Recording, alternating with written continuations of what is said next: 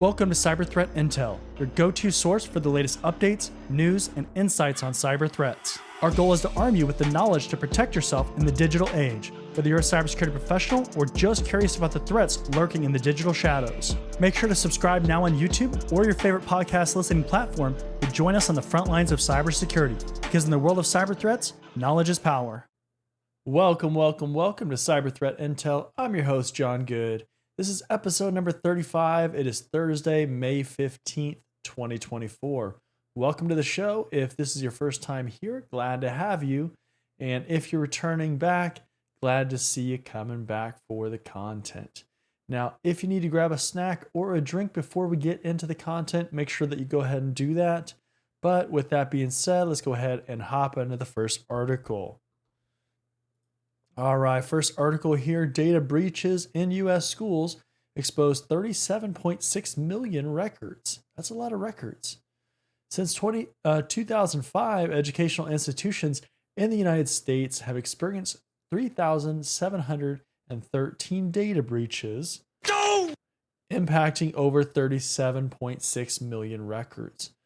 According to new data by Comparitech, 2023 marked a record year with 954 breaches recorded, a dramatic rise from 139 in 2022 and 783 in 2021.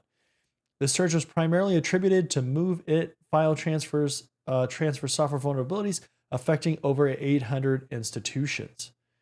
The number of records compromised in 2023 soared to nearly 4.3 million compared to approximately 2.6 million in both 2021 and 2022. So that's a substantial increase. Among these, 1.7 million records were compromised in third-party breaches, and 1.9 million were affected by 65 ransomware attacks. Now, one thing that we have been seeing with a lot of educational institutions, universities, things like that, we have been seeing these ransomware attacks, right? We've seen schools have to shut down because they faced a ransomware attack. And certainly with any organization, that's going to be a challenge, but even more so in these educational institutions where a lot of their staff members, right, like their security staff members and team members, IT members, things like that, they are not compensated at the level of, say, a tenured professor or something where that actual staff member, right? The professors. And they're definitely not compensated at the levels of a Google, for example, right? It's just different. And they don't have the amount of budget in general, so not just for the individual staff members, but in general, to have these large teams that can handle a lot of these major things. And the overall culture is different, right? In an educational institution, it's all about learning and experimentation, like all those things with technologies and research and, those kinds of things. It's just different, right? Now, this also says colleges and universities accounted for 60% of breaches, largely due to the MOVE-IT incident, and 83% of affected records originated from post-secondary institutions.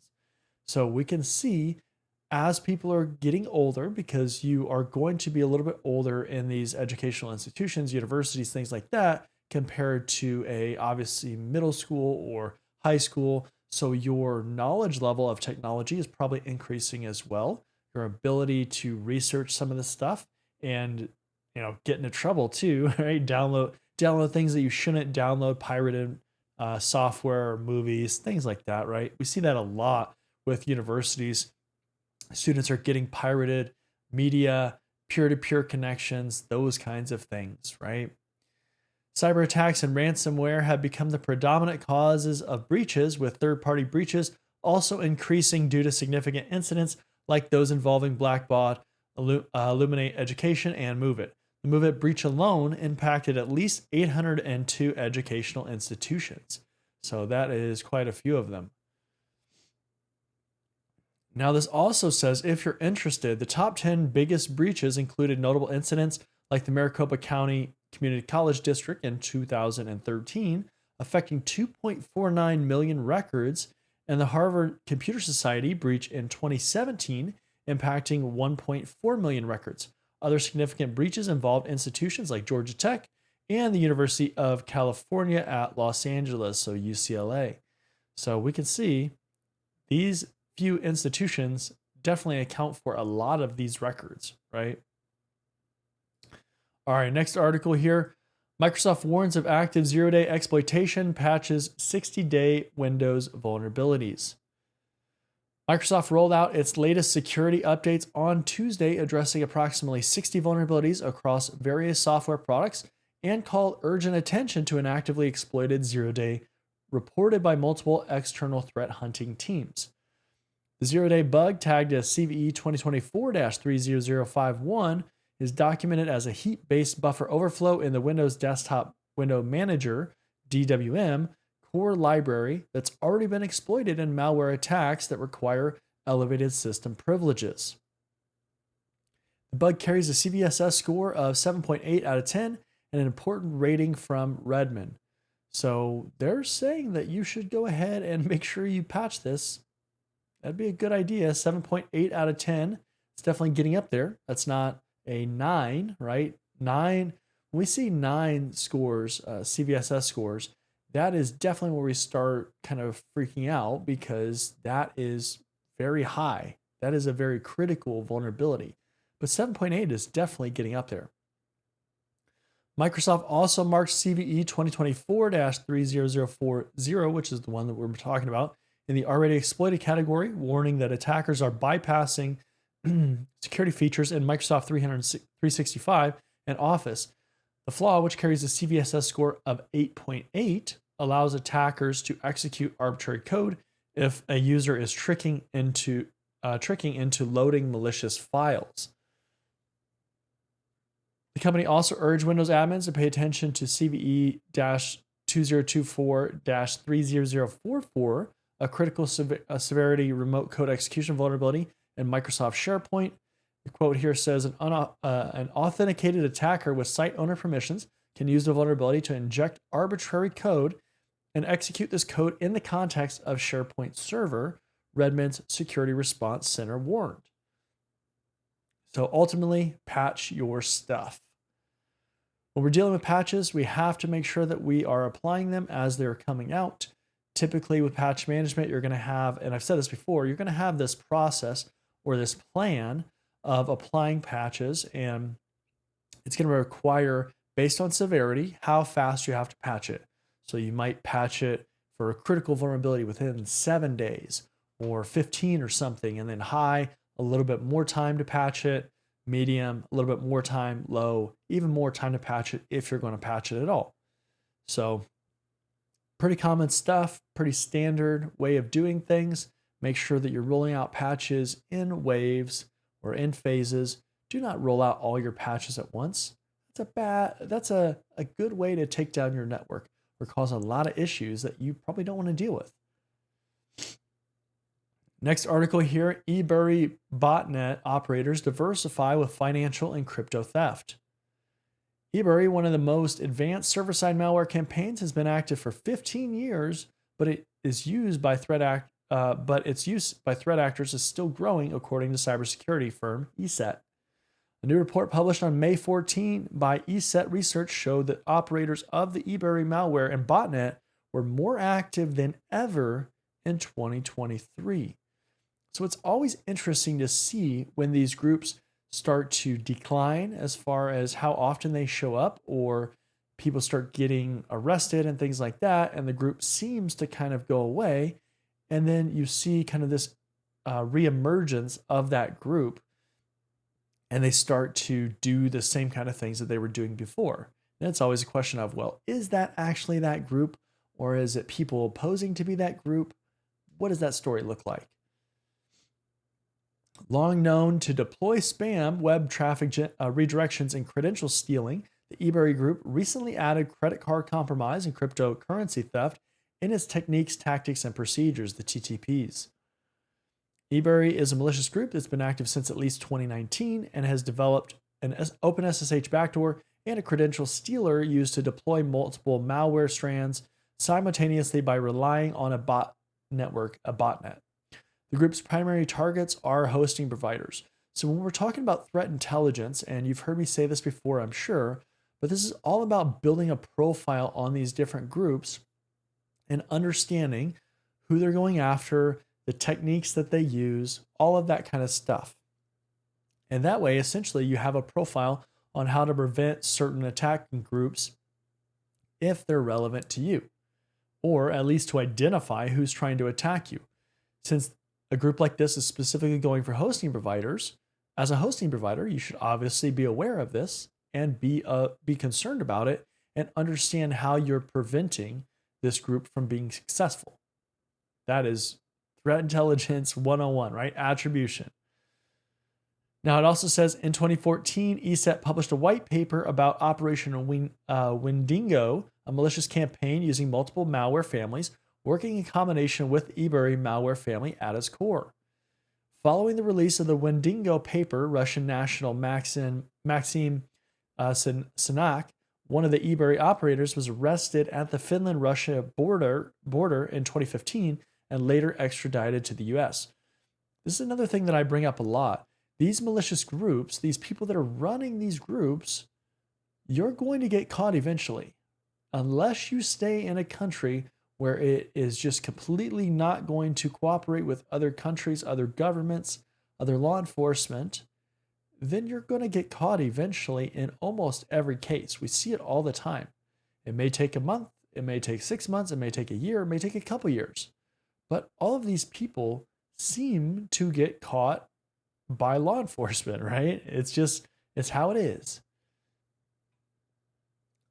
So if you want to read the rest of the article, it's up there on the feed. Just like all these articles, cyberthreatintel.com, you can find all the articles that we talk about in the episodes, as well as some other articles that are on there that are worth reading as well. Next article, POC exploit released for our remote code execution ZeroDay in D-Link XO AX 4800 routers.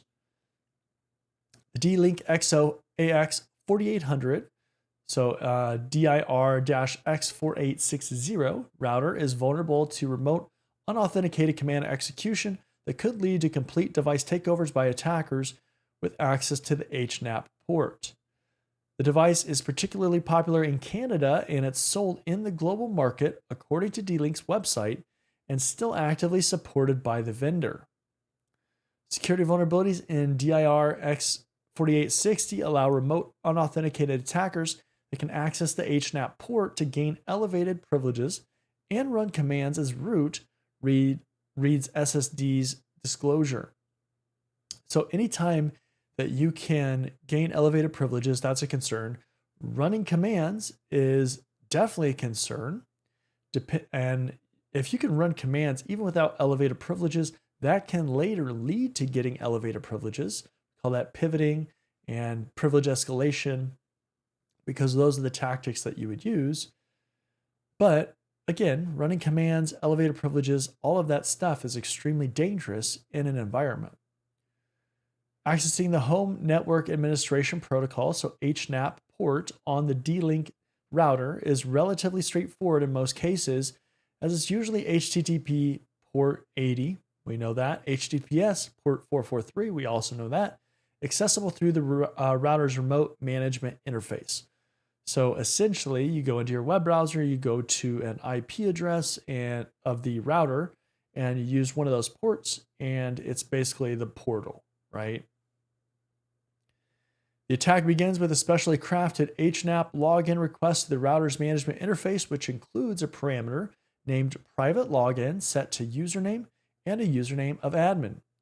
The router responds with a challenge, a cookie, and a public key, and these values are used to generate a valid login password for the admin account. A follow-up login request with the HNAP_auth header and the generated login password is sent to the target device, essentially bypassing authentication. And they give an image of the sample here if you're interested. It also says with authenticated access, so if you're able to bypass the authentication, the attacker then exploits a command injection vulnerability in the set virtual server settings function via a specially crafted request. The vulnerable set virtual server settings function processes the local IP address parameter without proper sanitization, allowing the injected command to execute in the context of the router's operating system. So system privileges, elevated privileges, always a bad time.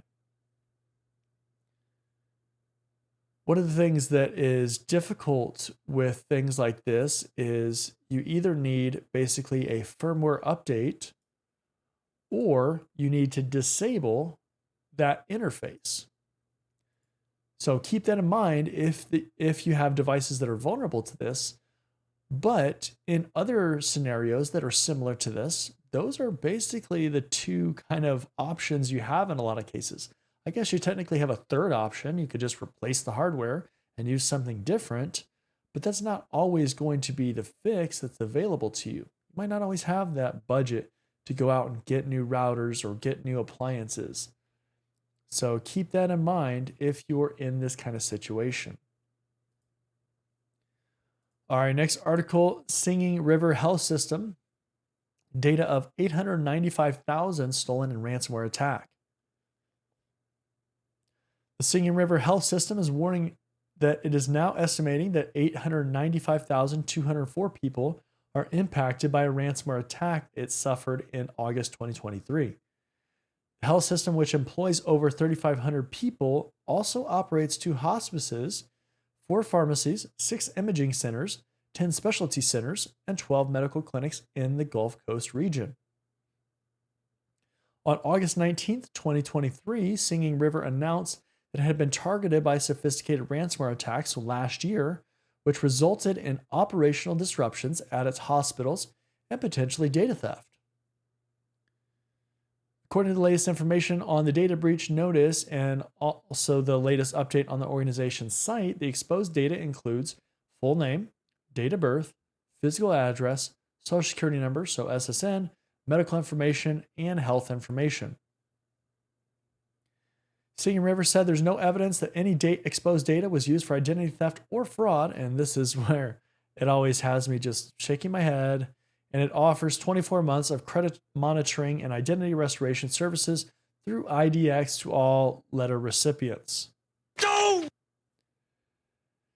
I don't know if you've noticed, but credit monitoring, especially like 24 months of credit monitoring and identity monitoring, seems to be a common solution to these breaches. And it's unfortunate, but we hear that all the time. You hear a company gets breached, what's the solution? Give them credit monitoring for 24 months. That'll be sufficient to kind of overlook our lapse in security judgment or implementations. It's unfortunate. The attack was claimed by the Reseda, I'm not sure how you say that. Let me know in the comments how you say that. Ransomware gang. So anytime that you have a breach, I've said it before, you have to really be able to identify what happened, right? What happened? How were the attackers able to get in? What kind of data were they able to access? All of those things matter. And all of those things should be things that you can answer. If you can't answer those, then you probably don't have a great identification process in place, or it needs to be tuned. That's really important because those are the pieces of information you need to be able to present in your lessons learned and understand how you can get better overall. Now, it's not uncommon for you to bring in an outside party, a consulting firm, a forensics firm, something like that, where they're going to go and do this forensics investigation and kind of put the pieces back together to give you some of that information and also hopefully help you uncover some gaps in your security where you can improve. So those are all common things that happen. Even if you have great security, you're still going to want that forensics investigation because you still want to constantly be improving. We're continually improving our program. We're continuously monitoring our program to make sure everything is good. So very important considerations that you always need to have when you're in this career field. Now, that is the last article for this episode of Cyber Threat Intel. This is episode number 35. Again, I'm your host, John Good, and it is Thursday, May 15th, 2024. Again, if this is the first time that you're joining, glad to have you. Hope you come back for the next episodes. And then if you're returning, always great to see you coming back. So with that being said, again, make sure to check out cyberthreatintel.com. Again, cyberthreatintel.com. You can find the article feed of all these articles for the episodes, as well as some other articles and some other useful resources and all the platforms that we're on. And with that being said, we're going to wrap it up for today. Hope you enjoy the episode, and I'll see you in the next one. Are you tired of overpaying for cybersecurity training? Are you interested in training from industry professionals? Are you looking for cybersecurity career services? If you answered yes to any of those questions, then cybertrainingpro.com is the perfect platform for you. At Cybertraining Pro, we're a one-stop shop for all your cybersecurity needs. We can train you for industry certifications or just improve your overall knowledge and skills in a certain area. Unlike other platforms, we don't stop there. We can also coach you throughout your career, practice your interview skills, or create a high-performing resume with our career services. Cybertrainingpro.com isn't just another training platform. Students get exclusive access to our private community where we go beyond training courses to provide additional content, tips and tricks, and engagement with both other students and staff. Look, by the year 2025, there could be as many as 3.5 million job openings in cybersecurity. With so much opportunity, why not maximize your career potential with a platform that cares about your success? Come join us at cybertrainingpro.com and start building your future today.